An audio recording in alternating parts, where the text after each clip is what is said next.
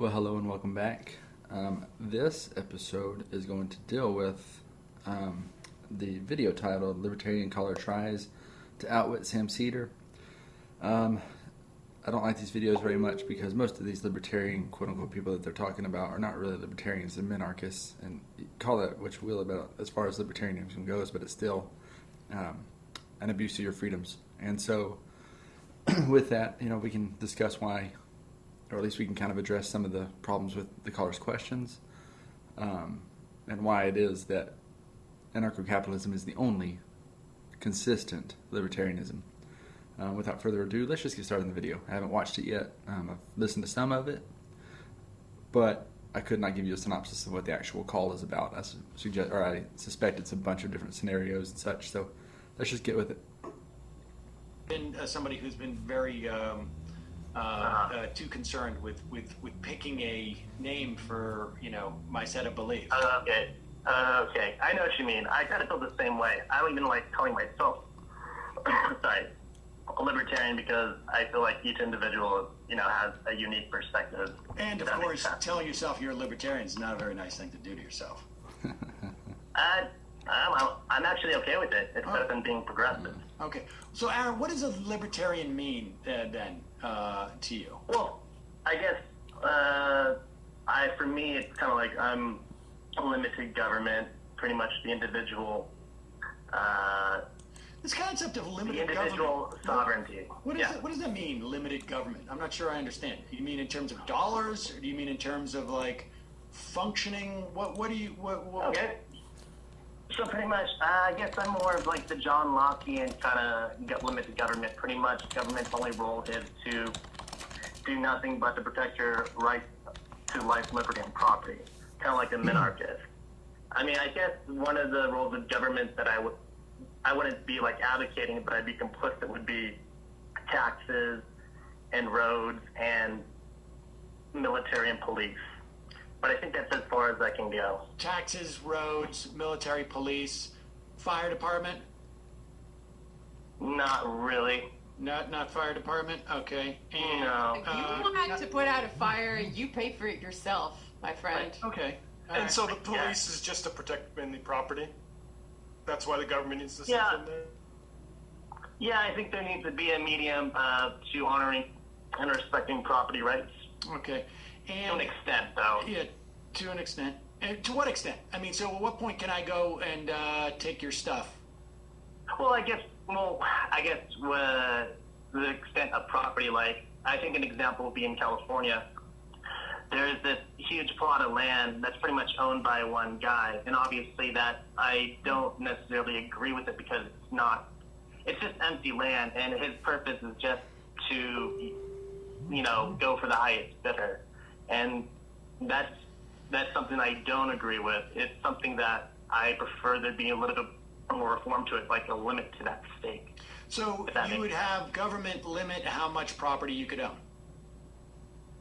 Depending on the use of it, not just the plot of land. That's pretty much... Okay, so you would have government, but government would have the ability to limit how much property you could own? Depending on the use of it.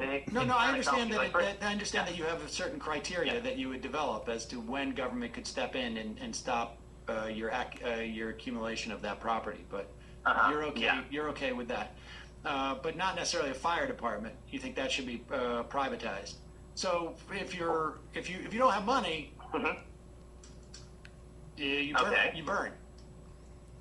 Not, for the sake of argument, if you don't have money, also you don't pay your property taxes in the current system, and you lose your house. So if you don't have money, do you have a house?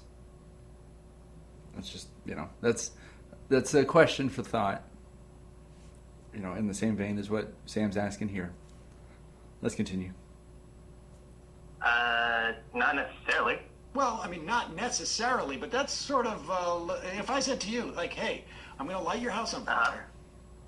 The fire department might not necessarily show up. Would you? Well, no. I mean, if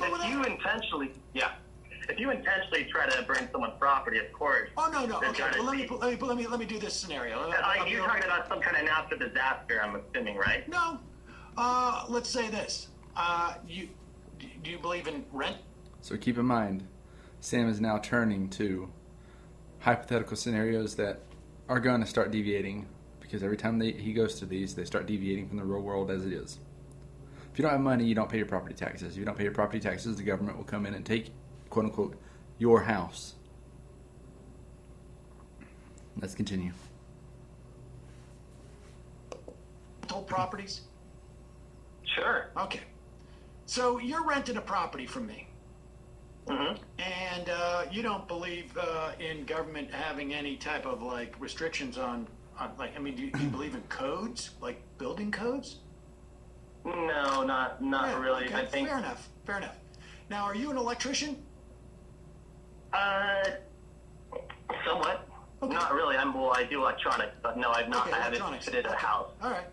Okay. So I've got the house there, and guess what I did? Now you don't know this Uh-huh. because you don't have one of those machines that you don't have one of those laparoscopic video cameras that can go into the walls. But you know what I did? Save some cash. I wired it pretty cheaply in your house. I didn't. My Okay. fuse box doesn't measure up to your load and this and that. And but you know why I did that? Because I got a decent amount of insurance, and I'm not going to spend the money on you because you're a renter. Okay, so to explain where he deviates from reality, if he has a decent amount of insurance, that insurance is going to want to know that this house was not faultily wired. If it was, if say the homeowner showed negligence, I mean, it's a homeowner of a rental property who's going up against $1 million corporation. They're not going to just pay just because. That's not how insurance works. I know Sam has this idea because he thinks that healthcare in its current form is insurance. Like, I guess you could say, like, health insurance in its current form, it's actually insurance. It's not. You don't pay for... People don't need insurance to cover, your wellness exams and such, your prostate exams and stuff like that. So that's not insurance. That's more so a monthly payment you pay for a future benefit, should you choose to use it. But it's not a matter of, in the case that you use it, it's because it's up to your choice. Insurance is meant to cover risk in the event that something does happen.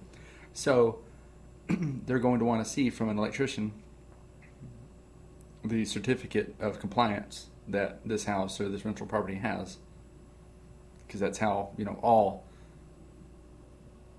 business dealings are done, and that's how you keep the insurance company protected from massive losses. Anyways, let's continue. And Okay. this thing starts to burn.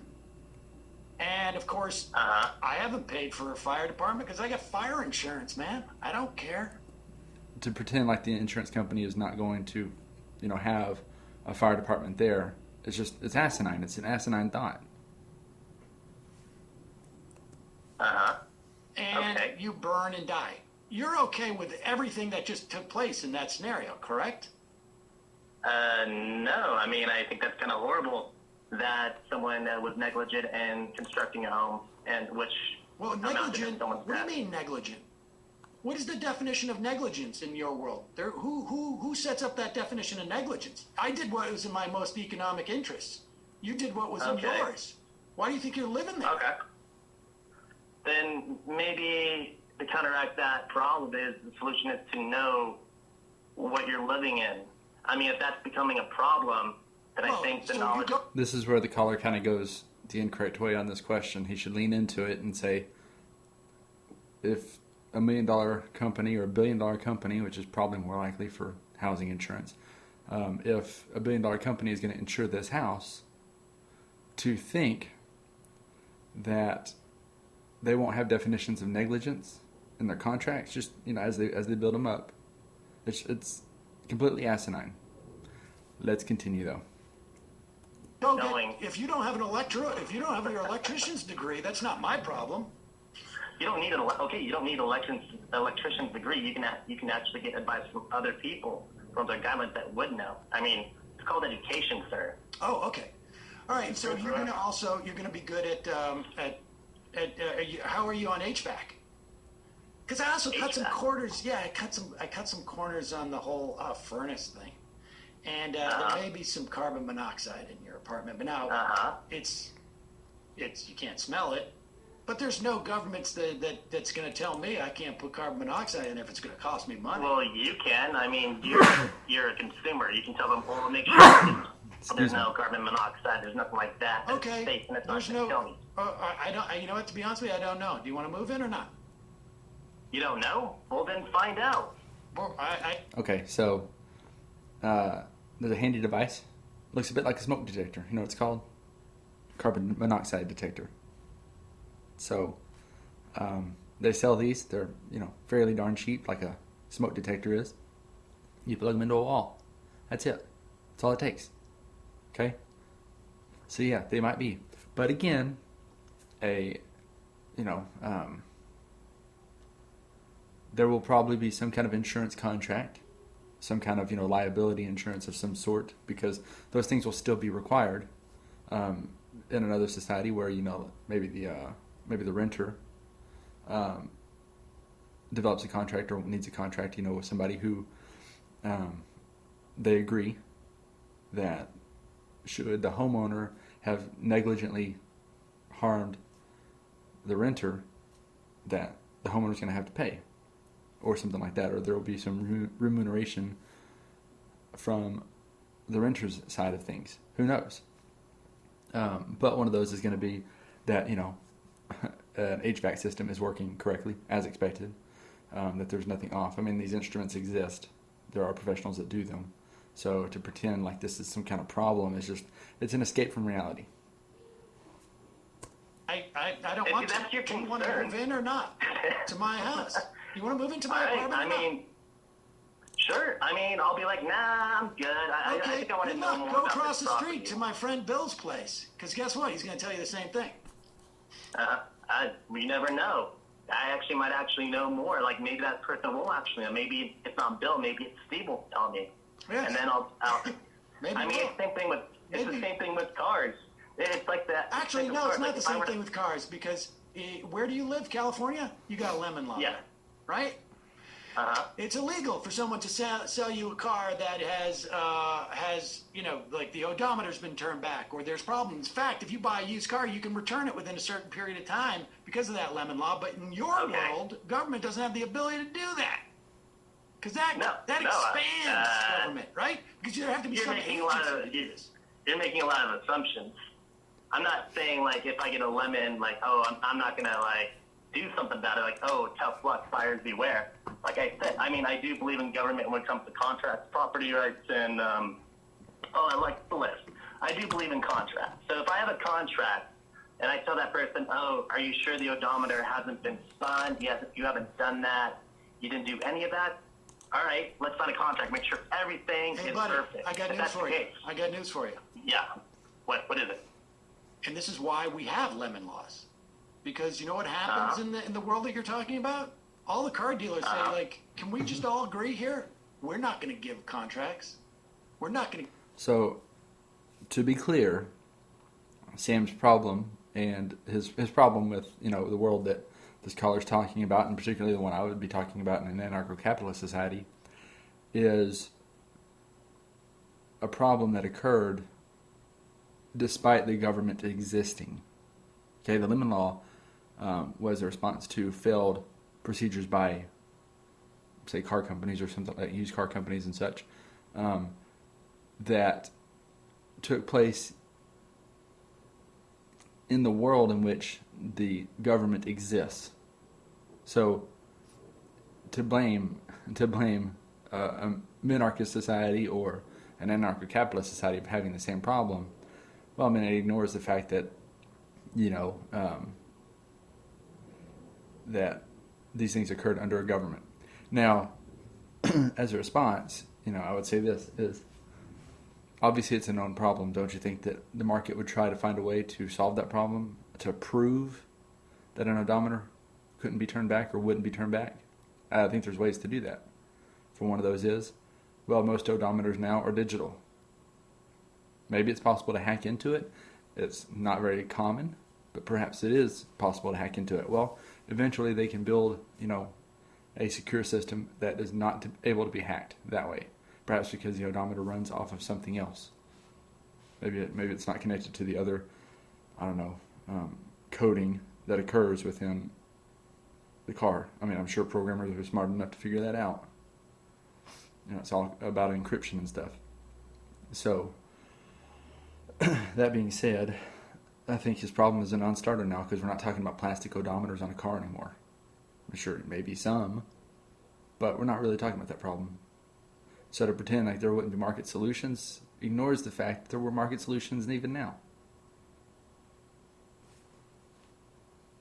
To give you an assurance on the car? No. Okay, then you're a consumer. Don't buy it. Right, and guess where you'll buy Go your car? carless. Nowhere. Because why do you Well, that's think... your imagination. He says, keep in mind what he says here. He says, where would you buy your car? Well, nowhere. That assumes then that all cars are lemon cars. That all of them are lemons.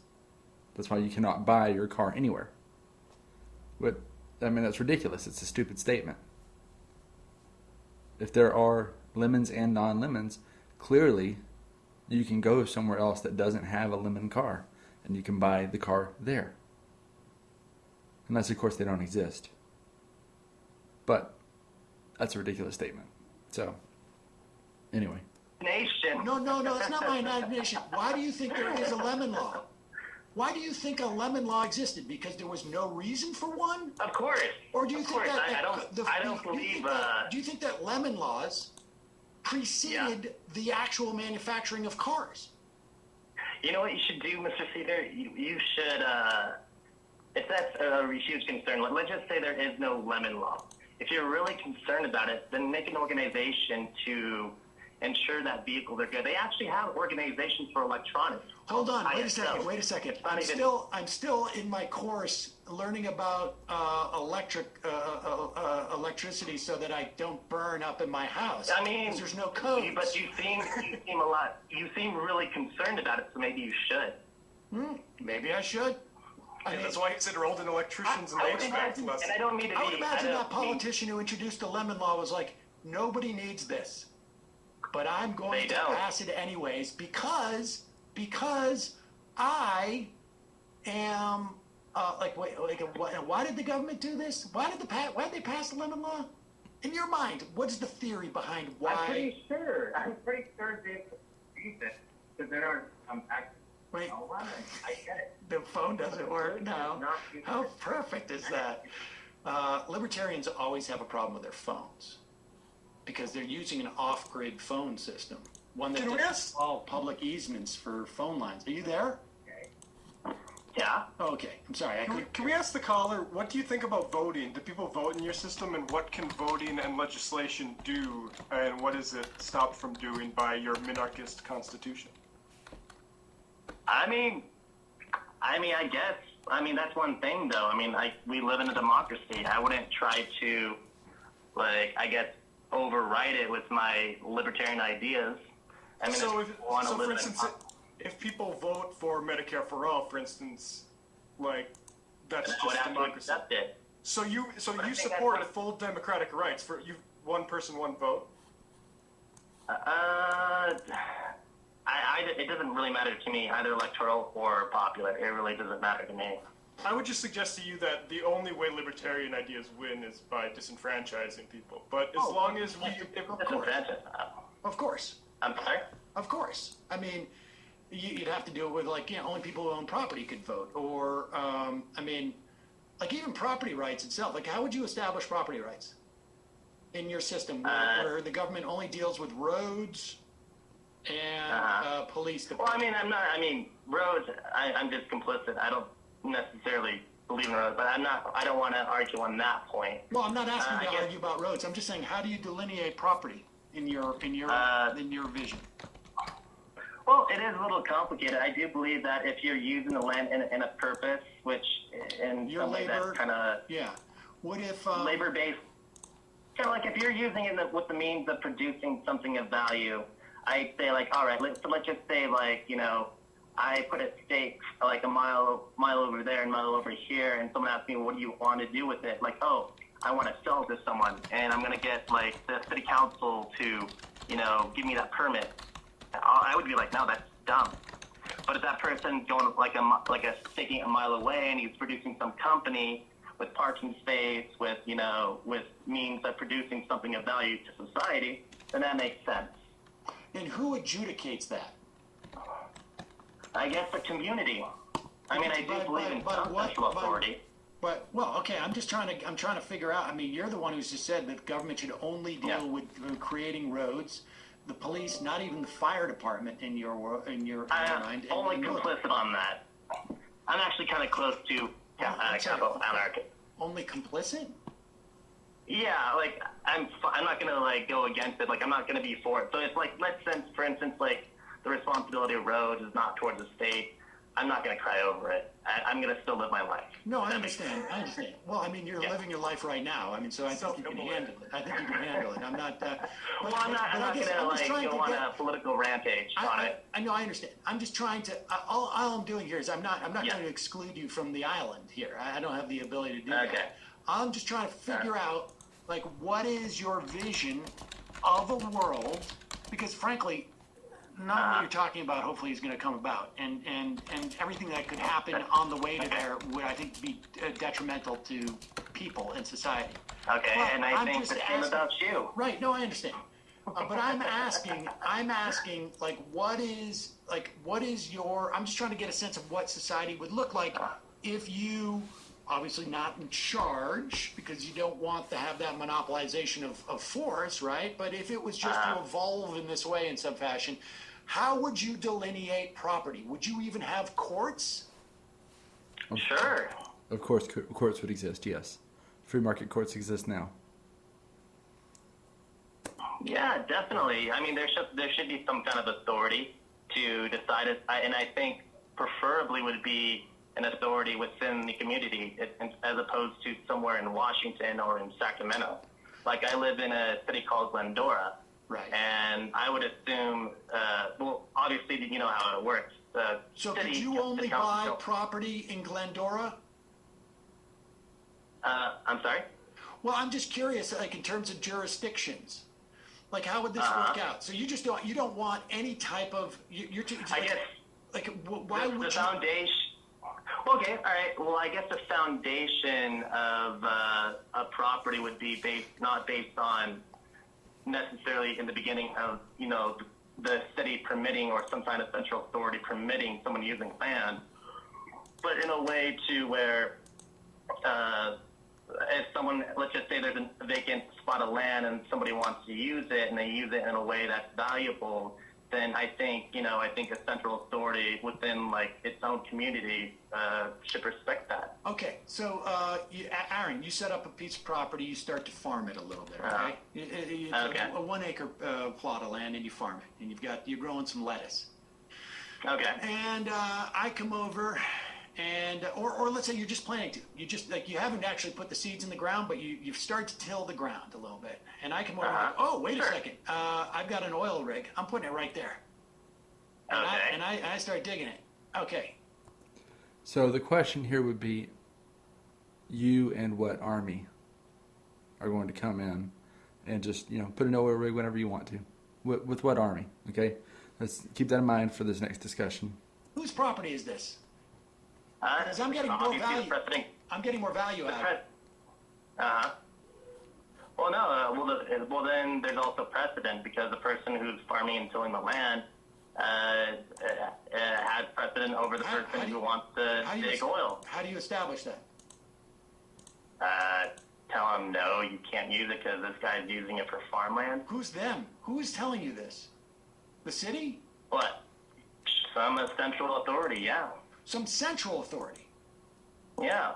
Okay, so how do you determine how central it is? Is it going to be somebody? Are you just doing it by block? Are you doing it by town or city? I keep on telling you based on how they use the land. Who uses it? I keep on telling you, huh? Yeah, anybody.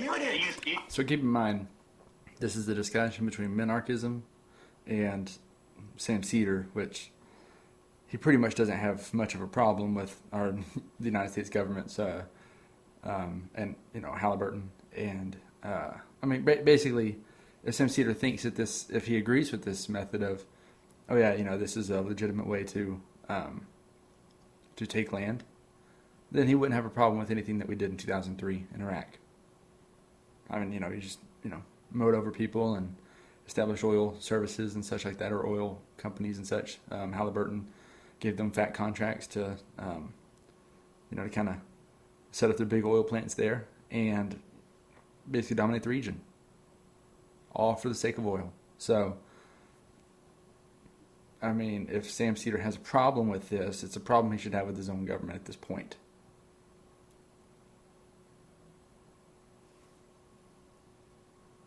I have an oil company. Yeah. You find a piece of land that's vacant, okay? You go and you start to dig around in there. You're about to plant seeds. I come over and you have my machine and I start to dig. Okay, you and I have a disagreement. Okay. What happens next? Like I said, the person you mentioned who's still in the farm would take precedence over. So you get precedence? It would be in favor. You get precedence. The person, I get. If I were to be the farmer who was there first, then yes, I would respect that. I was there first. I say I was there first. Prove it. Okay. I'm pretty sure there would be proof for it. You wouldn't establish property rights without some kind of written assessment. Okay, I don't know who wrote it? Who wrote it?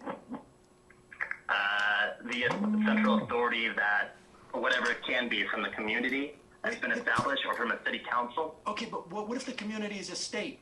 Like, how many people are allowed to be in a community in your situation? Whatever is, I guess, in cooperation. So, for instance, like if there's like a community of like 1,000 people, and then there's some kind of an agreement what defines a community in your mind? A cooperation of people, a good amount of people. It can be 1,000, it could be 10,000. But you're saying that Sacramento is wrong, so you don't believe in the concept of states. You don't believe in the concepts of a country in terms of, because you had a problem with Washington. I mean, I presume that's what you meant by that. So I'm just curious. I'm just trying to say, like, how do we... No. Well, I mean, yeah, it's kind of like, that's what I pretty much advocate. I do think that the country, I mean, even our founding fathers had agreed that more power should go to the states more than the central government, although that was like an argument. You just said not even to Sacramento, Hamilton. So you don't want states either. But it's a similar idea, just in more, I guess, more extreme in my perspective. So it's not just states' rights, but I do believe in more community rights. And the community, what defined is based on what can be collaborated and organized within the area. Like, for instance, it can be even a community of residents. Like, I live in a residential area of like 20 homes, and that could be a community, and that could be of its own, and they can elect its own central authority. Okay, so I'm not from your community of 20 homes. I come in. Okay. I've got an oil rig, and I got a bunch of guys. Okay. What are you gonna do? And to pretend that this would not catch a reputation of, I'm a bad guy, is completely stupid. Okay? There's a reason why it is the United States government, and this ignores all this discussion. There's a reason why the United States controls the world militarily. There's a reason for it. And that is the reason why we had to go on a fiat currency regime as well. We're not going to get into that discussion here. But it costs money to use force. Wars of all, enemies of the public is the most to be feared? I think that's the name of it. Or I think that's the way it goes from, is it James Madison? Because from it stem debts and taxes, known instruments to bring the power of the many under the power of the few. When you are allowed to print your own currency, the extent of the debt is not a question anymore, so long as you're allowed to print your own currency. That being said, it is extremely expensive to go to war. especially, you know, with like a nation where you're taking over their oil fields. And I'm sorry, but you're not going to find, you know, the Saudi Arabian oil field underneath one farmer's plot of land. You're going to find it under a nation. So you're talking about millions of people at a minimum that you would have to, you know, kind of get out of their way or get out of your way. The only way you can do that is with the military. And it's expensive to run a military. And a single entrepreneur or even an industry would be killed overnight. A business like Amazon would be killed overnight if they had to divert all their money, all their investment and profit into investing in a military.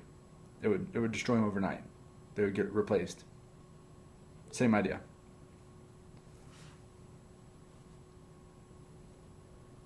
If you have an entrepreneur or some kind of, you know, power magnate who, yeah, he might be a billionaire and stuff, but he then spends a significant sum of his capital just trying to build up a military so he can start moving millions of people. You don't think somebody's going to put a bullet in him? You're dumb. The reason why it doesn't happen now is because of the state of the military that exists. Do about it.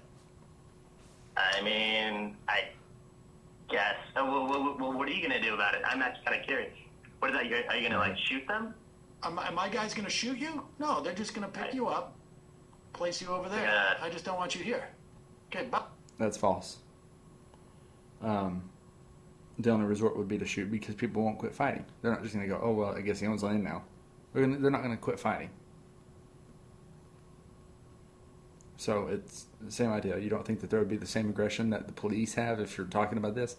It's nonsense. It's absolute nonsense. Bye. How are they going to do that? They're going to pick you up, and they're going to walk you over there. How are they going to pick me up? I weigh a lot. They're going to roll you off the property. I don't know. I don't think they can. What?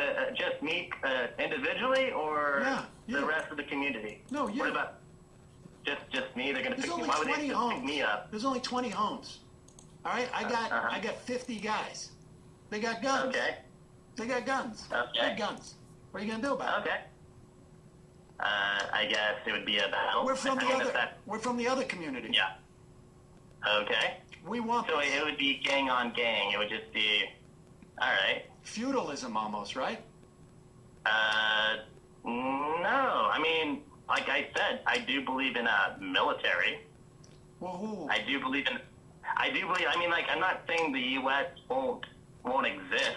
I'm not saying, like, I just believe when it comes to things, responsibilities such as property rights, it should go to the individual. And if it ever exacerbated to the point where people are shooting each other, then sure, bring in the National Guard and settle it that way.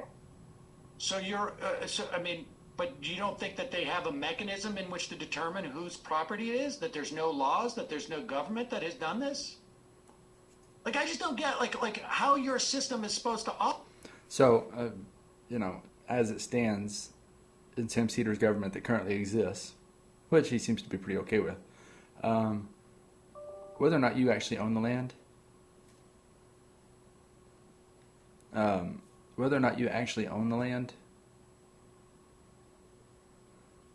really doesn't matter to the government. Again, if you don't pay your property taxes, like I said earlier, if you don't pay your property taxes because you have no money, they'll take your home. If they decide that they need to build it, or that you have oil on your land, or that they need to build a road through your land, well, eminent domain will allow them to do that. They don't really give a crap. But that's the existence of the government that Sam Seder's talking about. So at best, he shouldn't have a problem with moving over to this new system where maybe the government has a little bit less power to do that. Anyway. Operate. Can I jump in here for a minute? It's always a little bit frustrating for me to listen to libertarians because sometimes they sound like they're close to understanding things and other times not so much. And by understanding things, of course, I mean agreeing with me because I am right. What you're talking about here... Good argument. Thank you, I know. What you're talking about here with somebody having rights to the land and then someone else comes in and takes it, That is literally how private property came about in the first place. You want to go back to So you don't believe in private property? You don't believe in private property? No, of course not. But you want to go back to the No, I inclusion can go of... into your home. I can go into your home. Why do you Don't believe in go private into property? everything. Where do you think that this right comes from? Can I ask you? Does it come from God? Based on the community agreement? Oh, no, it doesn't have to be from God. I mean, if you believe it's from God. But it's just based on what was an agreement. And sure, you can have a larger army and tell you, fuck off, that can happen. Obviously, it's not right, but that's the thing.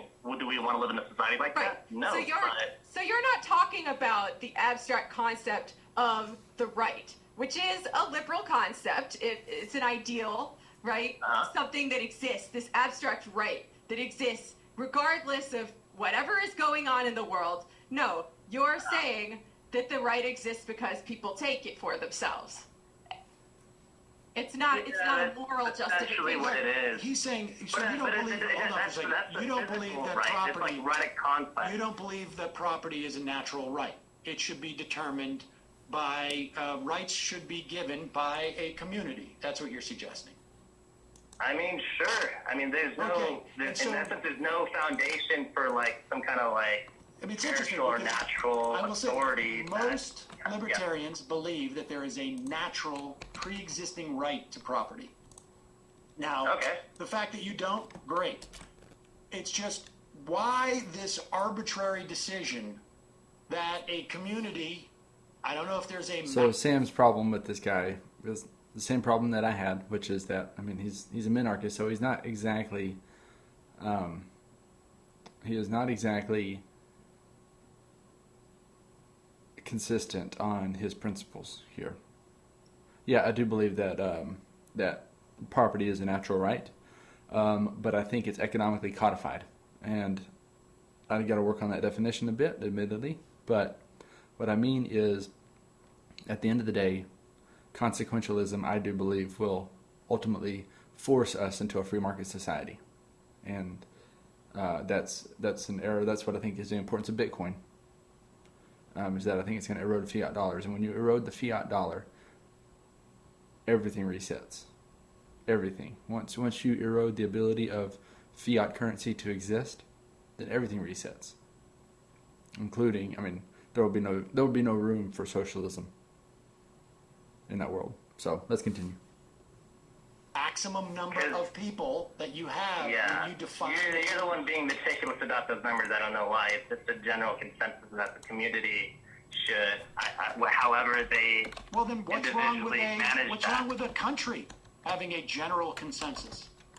What's wrong with a smaller country having a general consensus? I got no problem with a smaller country. So you're talking, how many countries do you anticipate being in the landmass that we now know as the United States? I'm sorry? How many different countries do you anticipate there being in the landmass of the United States if we were to follow your prescription? I mean, I would assume it would just be one country, but the autonomy level would be different. So, for instance, give me a like sense right now, of what the autonomy level is. So, like, for instance, right now, I mean, it's pretty much we have a centralized government, but we also have 50 states. And in states, they usually deal with murder. They usually deal with things within their own state. As opposed to the federal government, they deal with crimes. Well, let's just say There's state crimes, there are federal crimes, correct, right? Federal crimes, counterfeiting, all that. That's their responsibility. I guess what I would do when it comes to, instead of like Sacramento dealing with, I mean, we even have that here right now, like to where Sacramento, they don't create police forces. I mean, each city, each community, in a way, they create their own. Correct. And the state just fund them. That's pretty much it. It's pretty much the same concept. But I guess what I would prefer would be the community would have more say, more strength. For instance, I remember one time I had golf balls I used to live near a golf course, and golf balls sometimes would lop over the fence. And one time, actually 3 times, it hit my window. All right, well, I'm going to cut it off here because this video is going to get long otherwise. Ultimately, the question of whether or not might makes right, I don't see how it doesn't.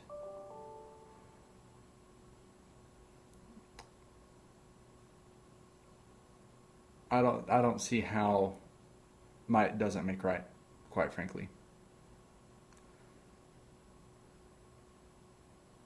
Because at the end of the day, that's the system we have. The United States, the world exists the way the United States wants it to exist. The way that the British Empire wanted it to exist as well. We created Israel. We created, was it Jordan? Did we create Lebanon? I'm trying to remember. Those are things that existed after World War II. Because, Winston Churchill, I guess I shouldn't say we because I'm not British, but Winston Churchill, decided on a map where, to segregate people into these different nations. It made no sense, but they served the Western powers, so that's why they got to exist. At the end of the day, might makes right. That's why people still use fiat currency. So I think it's pretty understandable, but I think that as the long march of history goes on, if you want to, use a Marxist reference, if the long march of history goes on, a long march of history, I don't know. Anyways, I do think that rights will be codified by the economics, by the economic practicality that they have. And so when fiat currency goes away, I think rights come full circle. But anyway, that's all for this video. Please understand that when Sam Seder creates these scenarios, he's pivoting until he tries to get you into a corner. He deviates from reality as it is. Otherwise, take it easy. Hope you enjoyed. Become an anarchist if you haven't yet, and become an anarcho-capitalist if you're not a dummy. All right, take care. Bye.